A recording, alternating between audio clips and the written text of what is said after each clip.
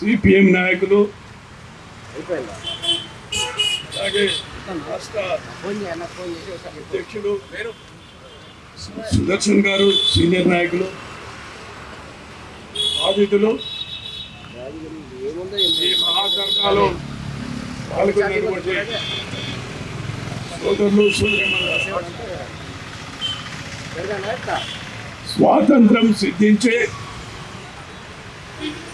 78 సంవత్సరాలు కావస్తూ ఉంది. నేటికి భూమి కోసం, ముక్తి కోసం, నిల్వ నీడ కోసం దళితులు, అణగారిన వర్గాలు రోడ్ల పైన రావాల్సిన దుస్థితి మన పాలకులు తీసుకువచ్చారని ఈ సందర్భంగా నేను గుర్తు చేస్తూ ఉన్నా. మరి ఆనాడు స్వాతంత్ర సంగ్రామ పోరాటం ఏదైతే ఉన్నదో, కోట్లాది మంది నిరుపేదలు వాళ్ళ త్యాగాలు, బలిదానాల కారణంగా స్వాతంత్రం మనకు సిద్ధించింది. మరి వాళ్ళ త్యాగాలు ఏవైతే ఉన్నాయో సమానత్వం కోసం మన రాజ్యాంగంలో నిక్షిప్తమై ఉన్నాయి. అందుకే మనం ఏదైతే ఉందో మన రాజ్యాంగం ఏమి చెప్తూ ఉందంటే, మన రాజ్యాంగంలో సమానత్వాన్ని, సాంఘిక సమానత్వాన్ని సాధింపజేయడమే పరమ లక్ష్యంగా మన రాజ్యాంగ రూపకల్పన జరిగింది.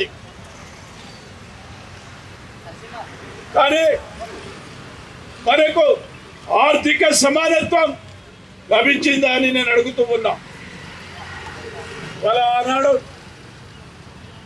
భూ సంస్కరణలు అమలు చేస్తామని చెప్పారు, భూ బదిలీ నిషేధ చట్టం తీసుకొచ్చారు.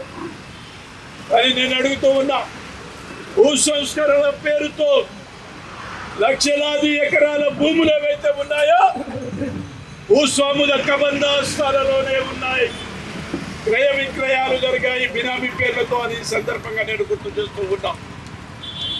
నేను అడుగుతూ ఉన్నా ఈ ప్రభుత్వాన్ని, మిగులు భూములు ఏ మేరకు పంపిణీ చేశారు దళితులకు, ఈ అణగారిన కులాలకు అని గుర్తు చేస్తూ ఉన్నా. అంతేకాదు, ఇవాళ రాష్ట్రంలో 24 లక్షల భూములు ఏవైతే ఉన్నాయో, అసైన్ భూములు ఏవైతే ఉన్నాయో అవి 84,000 మంది ఇవాళ ఈ రాష్ట్రంలో అక్రమణకు పాల్పడ్డారు. నేను అడుగుతూ ఉన్నా, ఈ ప్రభుత్వానికి చిత్తశుద్ధి లేదు. భూ బదిలీ చట్టాన్ని కానీ, భూ సంస్కరణ చట్టాన్ని కానీ నిజంగా అమలు చేస్తే రాష్ట్రంలో ఉండబడేటటువంటి జైళ్లు సరిపో. మరి దళితుల భూములు, పేదల భూములు అన్యాక్రాంతమవుతూ ఉంటే ఈ ప్రభుత్వం నిమ్మకు నీరెత్తనట్టుగా చూస్తూ ఉంది. గత ప్రభుత్వం కానీ, ఈ ప్రభుత్వం కానీ ఈ అక్రమార్కుల పైన మీరు తీసుకున్న చర్యలు ఏమిటి? నిజంగా చట్టాన్ని చిత్తశుద్ధితో అమలు చేయాలనే ఆలోచన వీరికి ఉందా? లేదు. ఉంటే ఈ భూములు అన్యాక్రాంతమయ్యేవి కావు. అసలే సాగుకు యోగ్యమైన భూములన్నీ, అసైన్ భూములన్నీ, ఇనాము భూములన్నీ, మిగులు భూములన్నీ, భూమి కొనుగోలు పథకం కింద కొనుగోలు చేసిన భూములన్నీ, భూదాన ఉద్యమ సందర్భంగా పంపిణీ చేసిన భూములేవి, కౌలు భూములన్నీ,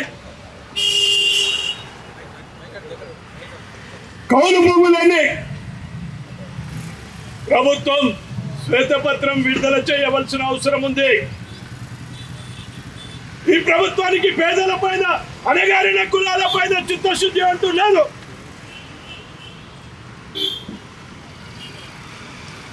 ఉంటే ఇన్ని వేల ఎకరాల భూములు, నేడు లక్షల భూములు అన్యాక్రాంతమై ఉండేవి కావు.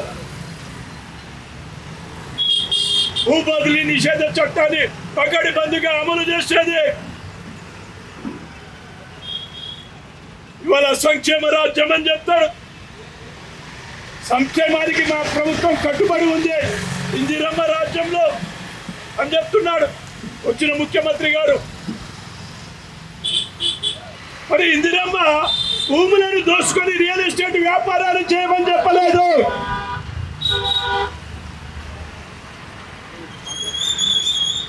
ఇవాళ రింగు రోడ్డు చుట్టూ బాహ్య వల రహదారి చుట్టూ ఇవాళ భూములకు రెక్కలు వచ్చాయి. ఇలా బావిలాల కానీ, ఇబ్రాహీంపట్నం కానీ, రాజాపూర్ కానీ, జడ్చర్ల కానీ, ఇటు సిద్దిపేట కానీ, ఒక ఇబ్రాహీంపట్నంలోనే 10,000 ఎకరాలని ప్రభుత్వం గుంజుకుంది. ఒకవైపు రియల్ ఎస్టేట్ దోపిడీదారులు అణగారిన కులాలను మభ్యపెట్టి వారి భూములను స్వాధీనపరచుకొని ఈనాడు ఎంజాయ్ చేస్తూ ఉంటే ఈ ప్రభుత్వం ఏం చేస్తూ ఉంది? పేదల గురించి మాట్లాడే ప్రభుత్వాలు చిత్తశుద్ధి లేదు ఈ ప్రభుత్వానికి. ఇవాళ రాష్ట్రంలో ఆర్థిక సంక్షోభం నెలకొని ఉంది. జీతభత్యాలు కూడా చెల్లించేటందుకు వెనకాడుతుంది ఈ ప్రభుత్వం. సంక్షేమం పేరుతో ఈనాడు జపం చేస్తూ ఉంది. సంక్షేమమా నేడు సంక్షేమమా అనే పరిస్థితి నెలకొని ఉంది. అందుకే ఈ సంక్షేమం నుండి గట్టెక్కేటందుకు రింగు రోడ్డు చుట్టూ ఉన్న భూములను సిద్దిపేట కానీ, అటు జడ్చర్ల కానీ తదితర ప్రాంతాలలో వేలం వేసి రియల్ ఎస్టేట్ వ్యాపారాన్ని తీసుకురావాలని చూస్తూ ఉంది. నేను అడుగుతూ ఉన్నా రేవంత్ రెడ్డి గారు, గతంలో ఉన్న కేసీఆర్ ప్రభుత్వాన్ని, ఇవి ఎవడప్ప సొమ్ము? ఈ జాగీరుల ఈ భూములు ఇవి పేదలకు అసైన్ చేసిన భూములు వారికే దక్కాలన్నా ఈ నిబంధనలు ఇవాళ చూసిస్తూ ఉంటే ఈ దగాకోరు ప్రభుత్వమేమో రియల్ ఎస్టేట్ వ్యాపారాన్ని చేపట్టింది.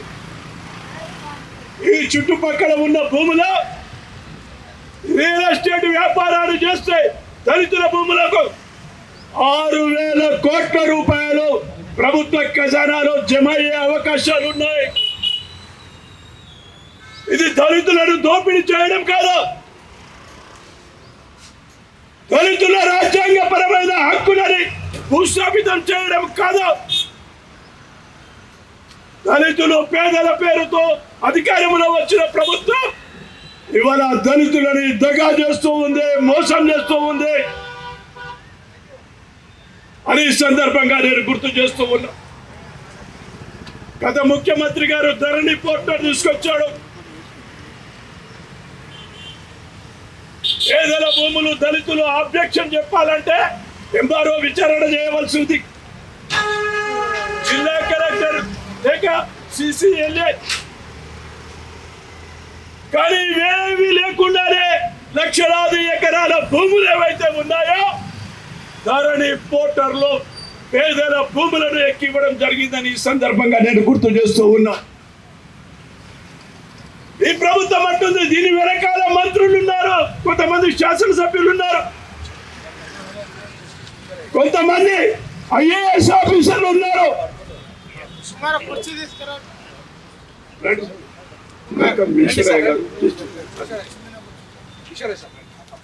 జస్టిస్ ఈశ్వరరావు సాబ్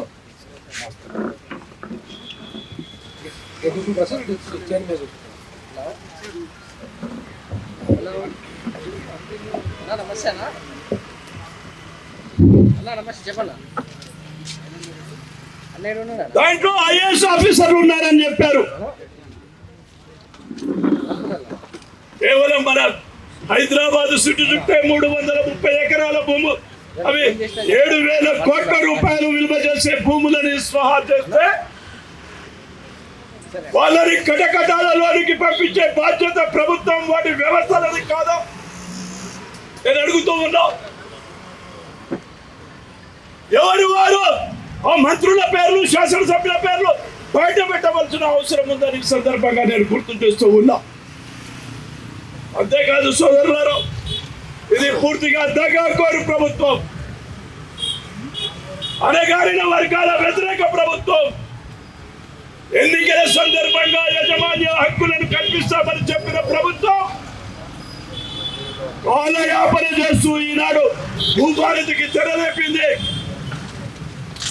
భూభారతిలో అణగారిన కులాలు, దళితులు, పేదల హక్కులు కాపాడేటందుకు, వారికి యజమాన్యపు హక్కులని కల్పించేటందుకు నువ్వు చేస్తున్న చర్యలేమిటి, ఉక్కరిస్తున్న చర్యలేమిటి అని నేను సందర్భంగా నేను అడుగుతూ ఉన్నా.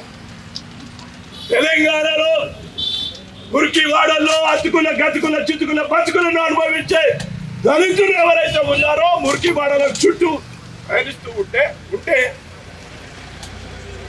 వాళ్ళ ఇళ్లకు పట్టాలు క్రమబద్ధీకరణ చేయవలసిన బాధ్యత ప్రభుత్వానికి లేదా? ఇవాళ బడా బిల్డర్లకు, బడా బాబులకు ఆధునీకరణ పేరుతో ఈ ప్రభుత్వం సోపానం వేసేటందుకు సన్నద్ధమైంది. అందుకే తెలంగాణ సమాజం పేదలు, అణగారిన వర్గాలు, ఆదివాసులు ఎవరైతే ఉన్నారో భూమి కోసం ఈనాడు పోరాటాలకు సన్నద్ధం కావాల్సిన అవసరం ఉందని ఈ వేదిక పిలుపునిస్తూ ఉంది. ఇది కేవలం ఇందిరా పార్కు దగ్గరనే కాదు, రాష్ట్రం అంతా విస్తరించాలి. భూ పోరాటానికి ప్రజలు సన్నద్ధం కావాల్సిన అవసరం ఉందని మనవి చేస్తూ ఈ అవకాశాన్ని కల్పించినటువంటి కమిటీకి నమస్సులు తెలియజేస్తూ సెలవు తీసుకుంటున్నాను.